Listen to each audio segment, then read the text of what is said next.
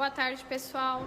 Hoje finalizamos aí mais uma aula de dispositivos semicondutores de potência para o terceiro ano de eletrônica.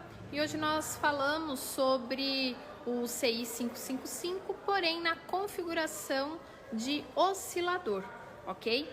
E aí a gente fez uma experiência prática que eu vou mostrar para vocês no protoboard com o CI 555, de acordo com o diagrama elétrico, né, que a gente tem aqui na lousa, ok? E aí falando um pouquinho, né, sobre o CI 555, ele recebe esse nome, né, para quem não sabe, por conta que ele apresenta 3 resistores de 5 kΩ na sua composição, no seu circuito interno, né? Isso é possível observar no próprio datasheet do componente.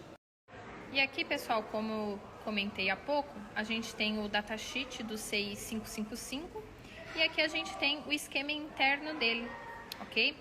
E aqui, ó, se a gente observar no esquema interno, a gente tem, ó, os 3 resistores de 5 kΩ.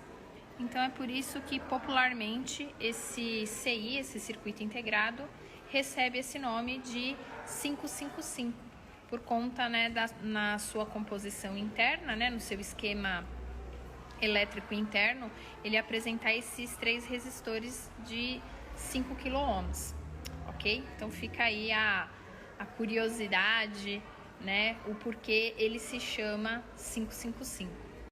Então aqui a gente tem o datasheet dele, aqui nós temos a função de cada um dos pinos.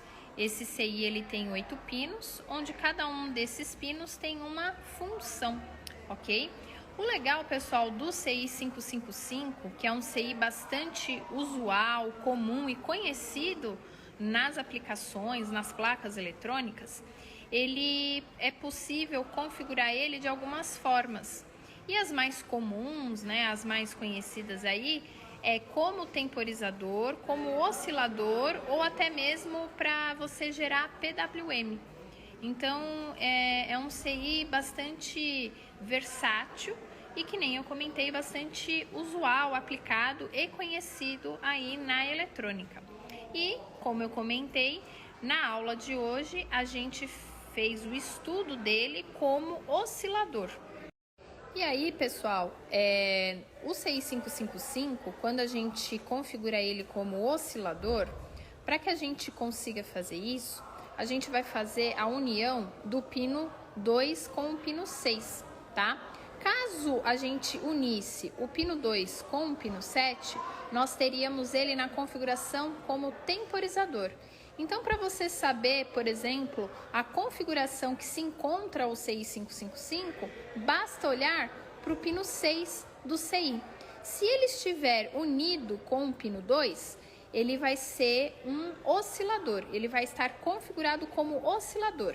Caso o pino 6 esteja interligado com o pino 7, ele vai estar configurado como temporizador, ok? E tanto na função temporizador quanto oscilador, quem vai fazer a alteração da frequência e do tempo é a célula RC. Então aqui, pessoal, a célula RC, que é a composição aqui desses resistores e desse capacitor, por isso o nome célula RC, porque a gente tem a ligação em série de resistores com capacitor, ela que é responsável em fazer o controle de oscilação ou temporização, dependendo da configuração que o CI se encontra. No caso, né, desse circuito, por exemplo, ele está configurado como oscilador, porque o pino 6 e o pino 2 estão interligados, ok? E para determinar a frequência de oscilação desse circuito, a gente faz o cálculo baseado nos valores das resistências e do capacitor que compõe aqui o circuito. E para fazer esse cálculo, a gente vai usar essa fórmula aqui, ok? No caso da fórmula de temporização, é uma outra fórmula que eu vou colocar aqui para vocês também. Então aqui, pessoal, nós temos as fórmulas que a gente utiliza para fazer os cálculos quando a gente está usando o CI 555. Então, caso o CI 555 esteja na configuração de oscilador, para que a gente consiga fazer o cálculo da frequência de oscilação que o circuito vai trabalhar, a gente vai usar essa primeira fórmula aqui, ok? Inclusive, essa fórmula a gente encontra no próprio datasheet do componente, tá?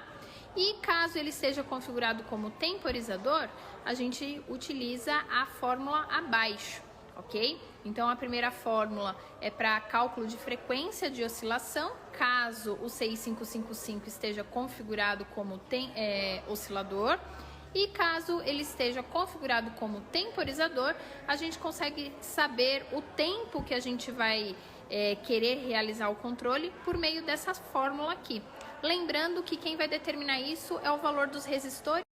E aí, pessoal, em ambos os casos, tanto ele configurado como oscilador ou temporizador, o que vai determinar a frequência de trabalho do circuito ou o tempo que ele vai realizar controle vai ser os valores de resistência e capacitância que compõem a célula RC, ok? Que é essa célula aqui formada por resistor e capacitor, tá? Então, de acordo com os valores, alterando os valores das resistências ou o valor do capacitor, consequentemente, a gente altera aí ou a frequência de trabalho, né, do circuito ou o tempo de temporização, tá? Então, a célula RC é ela que vai determinar isso aí, esses valores. Então, por isso, né, que é importante a gente saber as fórmulas e como utilizá-las e quando usá-las.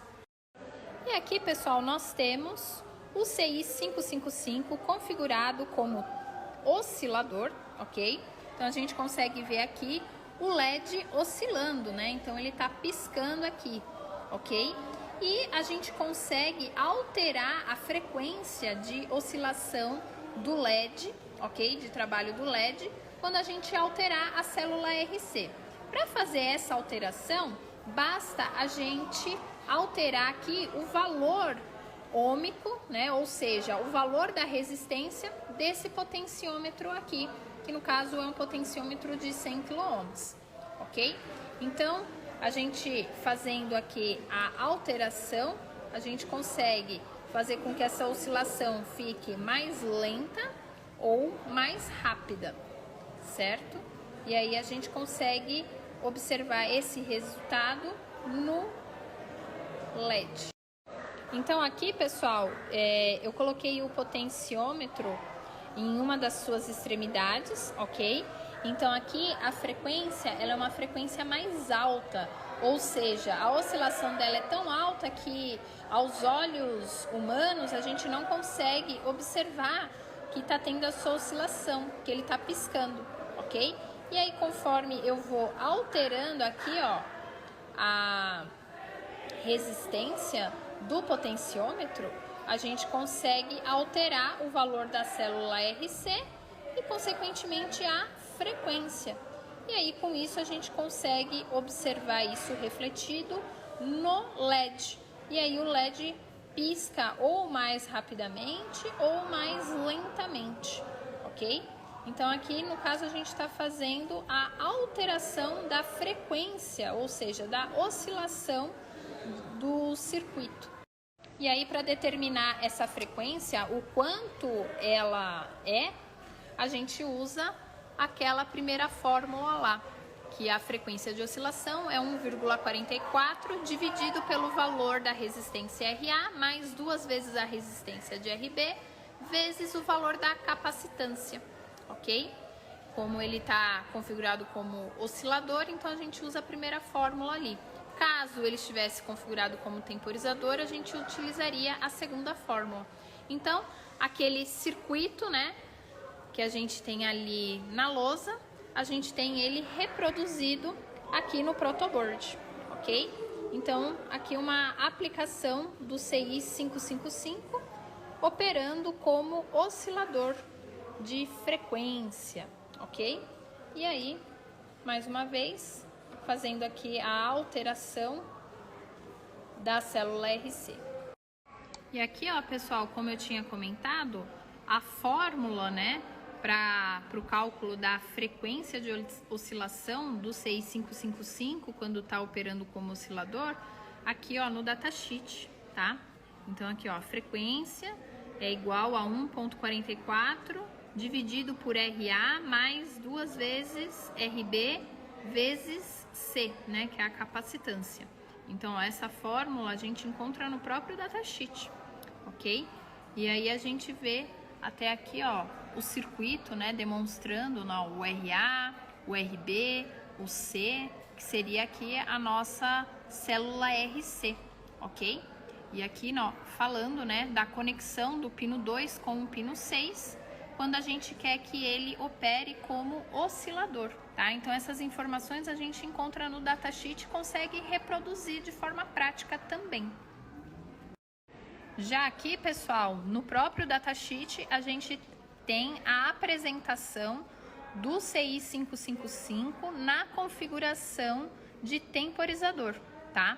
Então, a gente tem aqui o circuito, ele também tem a célula RC, né? Então, um resistor e um capacitor. Aqui, né, no exemplo, a gente tem um resistor de 10K e um capacitor de 470 microfarad, certo? Mas poderia ser outros valores, o que, consequentemente, iria alterar a temporização. E aqui a fórmula da temporização, que eu também coloquei na lousa, né? No caso do CI 555 estar configurado como temporizador. Então, 1,1 vezes o valor da resistência vezes o valor do capacitor. E aí, com esse cálculo, a gente tem o tempo em segundos que o 555 vai temporizar. Então, pessoal, a gente vê como é de suma importância a gente recorrer à literatura técnica, como, por exemplo, os próprios datasheets, para conseguir estudar, colher informações para os nossos experimentos, para tirar dúvidas. Então, tem muita informação bacana nos próprios datasheets dos componentes, né? Lembrando que os datasheets nada mais são do que um manual, né, digamos, dos componentes. Então, cada componente eletrônico tem o seu datasheet, né? Os fabricantes, eles disponibilizam isso nos seus próprios sites. Tem sites que reúnem esse tipo de documento, que geralmente é um documento em PDF, que vai reunir essas informações, as características dos componentes, bem como as suas aplicações, exemplos de circuitos. Então, também é uma forma bacana de se estudar sobre os componentes. Então, pessoal, fica aí a dica, né, de uma possibilidade aí para vocês estudarem, conhecerem mais a respeito sobre os componentes, sobre aplicações deles, circuitos. E hoje em dia, com a internet, a gente tem sites bastante interessantes que trazem informações, circuitos que a gente consegue reproduzir no protoboard, muitas explicações. Então, hoje em dia, digamos, não tem mais, digamos, desculpa para não estudar. A gente tem, querendo ou não, uma busca facilitada de informações, de busca de informações, né? E com isso é possível estudar, aprender, e tem muita informação gratuita aí disponível, né? Basta a gente saber filtrar elas para conseguir estudar. E é isso aí, pessoal. Então, hoje um pouquinho aí, um pedacinho da rotina aqui das aulas, ok? Então, essa foi uma das aulas que eu ministrei hoje, um dos temas. Às vezes não é possível eu falar sobre todas as aulas, né? Compartilhar aí com vocês todas as aulas, todos os temas e conteúdos, né? Porque, querendo ou não, a rotina, né, de uma escola, ela é bastante corrida, e às vezes as trocas de aulas, né, enfim, às vezes quando dá tempo, eu acabo compartilhando aí, fazendo os videozinhos, né, enfim, mas nem sempre é possível. Mas eu tento, de certa forma, estar aqui presente, seja nos stories, seja publicando, né, no Reels ou posts, coisas do tipo, para mantê-los aí informados.